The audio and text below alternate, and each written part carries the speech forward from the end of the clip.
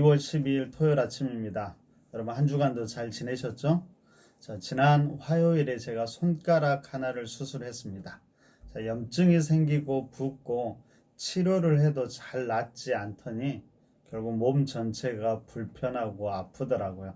그래서 결국 수술해야 했는데 이런 상황이 되니까 제가 지체라는 의미에 대해서 다시 한번 더 깊이 묵상하게 되었습니다. 그러면 하나가 아프면 전체가 상관없는 게 아니더라고요. 우리도 푸른나무 교회 공동체이며 예수님의 제자임을 기억하면서 비록 각자의 삶을 살아가지만 오늘도 말씀과 기도 가운데 서로를 기억하고 서로를 중보하며 하나님과 함께 그리고 우리가 서로가 함께 했으면 좋겠습니다. 오늘도 사도신경으로 오늘 말씀을 시작하도록 하겠습니다. 전능하사 천지를 만드신 하나님 아버지를 내가 믿사오며 그 외아들 우리 주 예수 그리스도를 믿사오니 이는 성령으로 잉태하사 동정녀 마리아에게서 나시고 본디오 빌라도에게 고난을 받으사 십자가에 못 박혀 죽으시고 장사한 지 사흘 만에 죽은 자 가운데서 다시 살아나시며 하늘에 오르사 전능하신 하나님 우편에 앉아 계시다가 저리로서 산 자와 죽은 자를 심판하러 오시리라. 성령을 믿사오며 거룩한 공회와 성도가 서로 교통하는 것과 죄를 사하여 주시는 것과 몸이 다시 사는 것과 영원히 사는 것을 믿사옵나이다. 아멘. 오늘 본문은 사도행전 9장입니다. 오늘은 묵상 형식으로 몇 가지 말씀을 함께 나누었으면 좋겠습니다. 첫 번째로 본문을 통해서 다양한 사람들의 모습을 묵상해 보았습니다. 그럼 크게 보면 사울과 베드로지요. 그러면 이들은 초대교회에서 가장 큰 영향을 준 두 사람이었습니다. 그럼 베드로는 제자 중에서 으뜸되는 수제자였죠. 그는 사도행전 전반부에서 예루살렘을 중심으로 유대인들의 선교에 집중합니다. 반면에 사울은 예수를 믿는 자를 박해하던 자였습니다. 그런 그가 회심하여서 사도행전 후반부에서 이방인의 선교에 집중합니다. 근데 오늘 사도행전 9장을 보면은요, 이 두 사람이 중첩되어 나타납니다. 그리고 그들 사이에 아나니아나 바나바 같은 이들도 있었죠. 여러분 생각해 보십시오. 이들 모두 성격도 다르고요, 회심의 과정이나 사역의 위치도 달랐습니다. 그렇지만 이들 모두는 예수님을 따르고 예수님을 전한 동역자들이었죠. 각자의 모습으로 각자 서 있는 자리에서 각자 주어진 역할들을 최선을 다해서 감당합니다. 그리고 이들을 하나 되게 하신 이는 바로 성령님이었습니다. 여러분 이들이 이렇게 노력한 결과가 무엇이었을까요? 31절을 보십시오. 이렇게 기록되어 있습니다. 그리하여 온 유대와 갈릴리아와 사마리아 교회가 평안하여 든든히 서가고 주를 경외함과 성령의 위로로 진행하여 수가 더 많아지니라. 여러분 오늘 우리의 각자 삶의 자리에서 다양한 모습으로 우리도 살아가죠.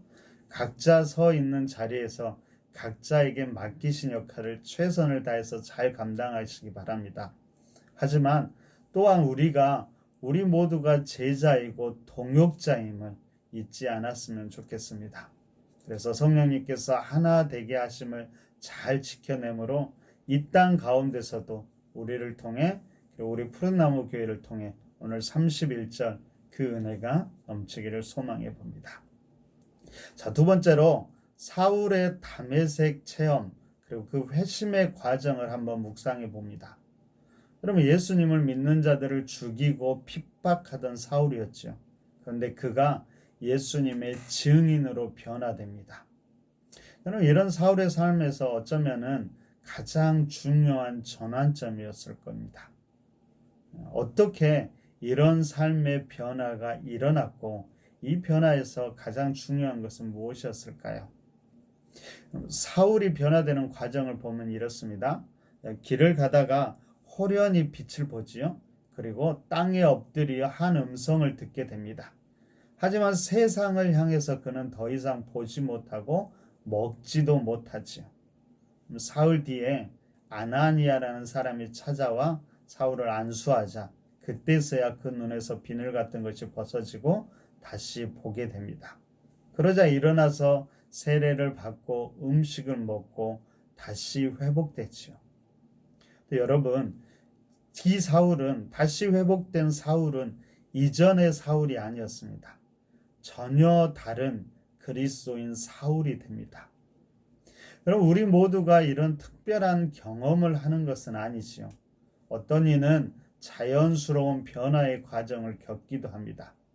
네, 그런데 반드시 이런 필요한 것이 있는데요.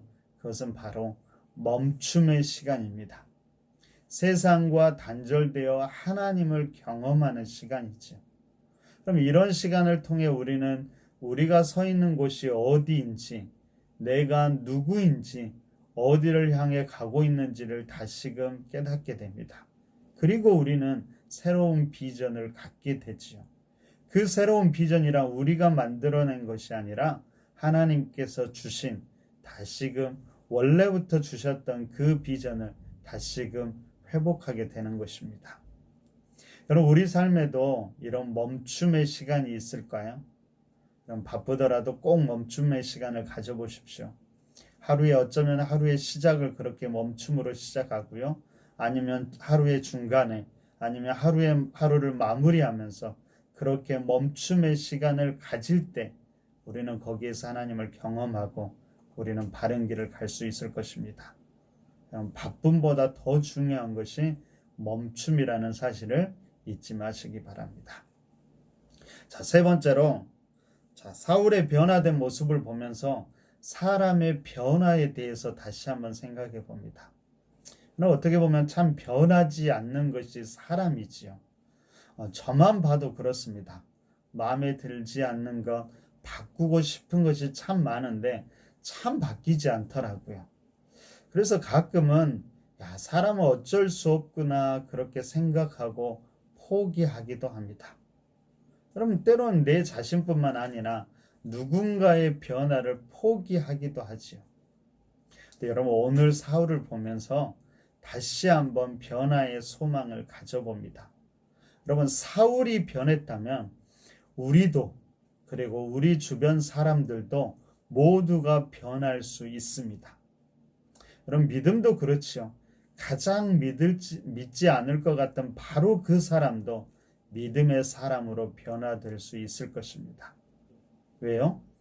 예수님과 믿음의 사람들을 박해하던 사울도 변했으니까요. 근데 다만 내가 변화하는 것, 누군가가 변화하는 것은 우리 힘이 아니라 성령님이 하시는 일이라는 것을 우리가 기억해야 합니다. 여러분, 아직 믿지 않는 주위 분들, 변화를 기대하는 가족이나 주위 사람들 포기하지 말고 계속 기도함으로 꼭 변화를 볼 수 있기를 바랍니다.